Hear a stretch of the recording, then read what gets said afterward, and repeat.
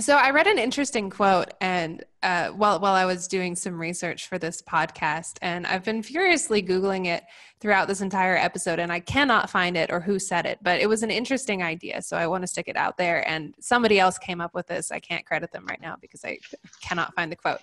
But this person basically said that the purpose, their concept of the purpose of life was to try to battle entropy in their own little world and create meaningful moments and structures of order out of this chaotic universe. And I'm curious what you guys think of that idea. Spot on. I disagree. Okay, so here's like the way that I would frame it maybe. And I mean, there's more specific purposes and everybody builds their own purpose. But I think that generally, rather than trying to fight entropy and create order, I think that a more appealing purpose of life to me would be to try to roll with entropy and recognize that we're all in this process of like growing and concentrating energy and then like flourishing, and try to flourish into the most beautiful, complex thing as possible before the structure dissipates. Like try to make that process as glorious as it could be. I mean, that's the same thing. No, it's not. It's really yeah. How is it different, Katie?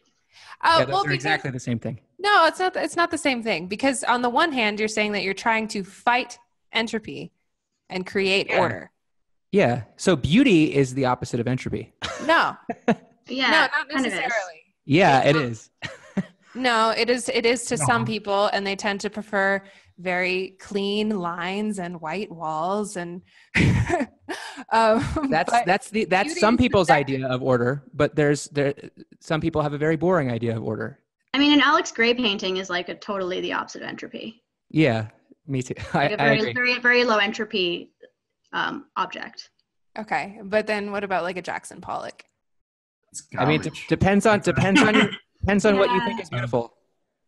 Yeah. That's what I'm saying. Okay, for one thing, I think like with Jackson Pollock, I think his paintings are meant to be not beautiful. There's like a whole movement in postmodern art that's around that, and so I don't know that that's fair enough. I'm not like a huge Jackson Pollock fan or trying to say that he was the most beautiful thing. But okay, some people see the beauty in the anti-beauty. You're trying to make an argument that beauty is subjective. Yeah. Okay, so I agree that beauty is subjective. Let me just back this up. So basically, what you're saying is that battling entropy is not the point of life or something like that, because some forms of entropy are preferable to other forms of entropy or something like that. And I'm saying that's what life is. Life is taking entropy from within your life and exporting it to outside of your life. And going back to what I was talking about before with, okay, well, parents often say, I want to leave a better world for my kid and my grandkids and so on. Even though you can't destroy entropy, you can convert the entropy within your life to a different form of entropy such that you find the world more beautiful. And when you die, it can keep getting better from there. So you make the world better during your life so that your kids and your grandkids can have a better and more beautiful and less entropic existence. There's two ways of going about life that you have to kind of flit in between, and different creatures do this in different ways. But you can try to change and morph your environment, or you can try to align yourself with your environment. It's not just about battling your environment. I guess what you're saying, Katie, is that some forms of entropy. What was I going to say? Some forms of entropy are beautiful, I guess is what you were saying, right? Like allowing and the process of the entropy itself. Yeah. Okay. But and what I'm saying is that if something entropic, or organic, to some people that type of a thing might not look beautiful, but to some other people that type of a thing would look beautiful and is actually the epitome of order. Are you right? talking about the two example of the world's most ugly tree? Is that's kind of what you're getting at? I don't know what you're talking about. What's the world's most ugly tree? Okay, there's this bit in Chuang Tzu where he talks about this tree that's just everybody walks past it and says, "Look at this tree! It's all over the place. The the branches go upside down and left and right. You couldn't even make a fishing pole out of that tree. And because of that, everybody leaves it alone. And Chuang-Tzu thinks it's the coolest thing. Yeah, that's exactly what I'm talking about. I'm saying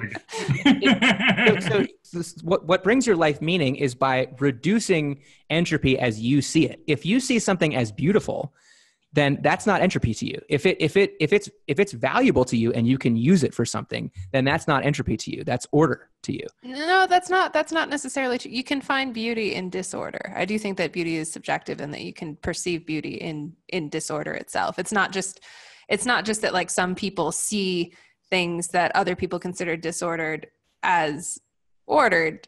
It's like some people appreciate disorder and find the process of the breakdown really interesting. Well, how do you define beauty, Katie? I think beauty is a concept that we're pointing to an emotional reaction within ourselves when we experience a thing. Like elation, something that inspires elation. Yeah, something that inspires elation or joy or even love or something that inspires whatever we consider to be beauty, which is probably a combination of those things. Uh-huh. I mean, it seems like clear to me though that the way we interpret beauty is like there's maybe a subjective element, but there's also like people overwhelmingly tend to find similar things beautiful. Yeah. Like it's not that like every random artist has a few random followers. It's like there's a small number of artists that have a massive number of followers and a large number of artists that have no followers. Yeah, well, because some things are kind of biologically wired to inspire elation in humans, like things that will help us survive, like water and like fertile women and stuff like that. But we can have emotions based on things that aren't that way too. Yeah, and what I'm saying is you have an instinct that's built into you biologically to maximize those things, which is the same as your instinct to minimize the entropy around you.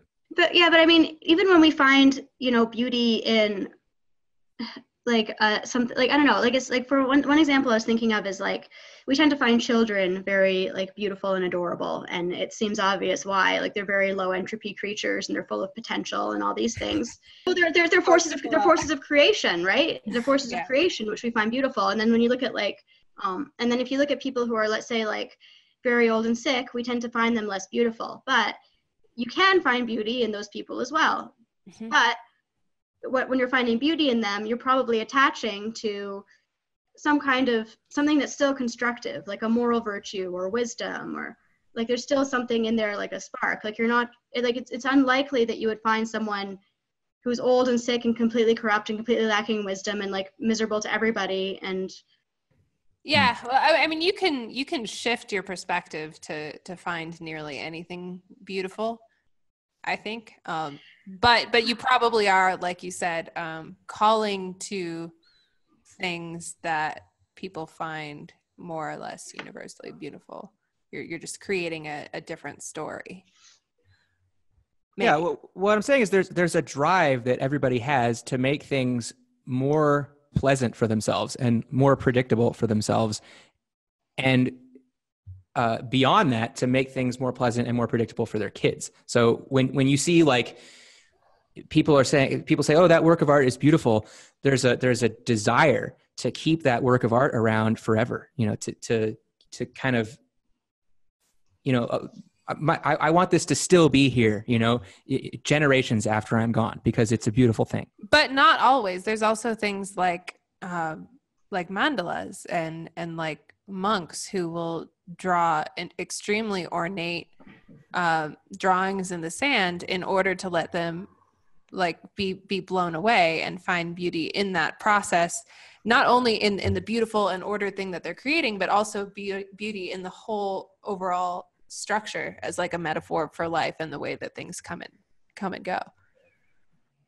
Yeah, it does seem to be in a sense, it's an exception that proves the rule, because there wouldn't be any point in destroying it if they didn't make something beautiful, right? Right. True. But the destruction of it is part of what makes it beautiful itself. It's like Burning Man would not be nearly as I was going to mention if it was all the time. Well, and actually, the burning of art is a core activity of Burning Man. People bring their art installations to the playa, and then they set them on fire at the end of the week. Yeah, exactly. They set their art on fire. They set their thoughts, like things that they want to release, on fire, like that.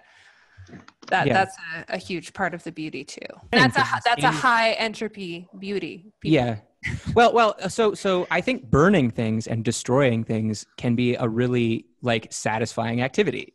Like, I think there's a reason why like pyromaniacs exist, you know, like watching something be destroyed, watching something rapidly convert into from a highly ordered state to a highly disordered state. There's something satisfying about that. That's true.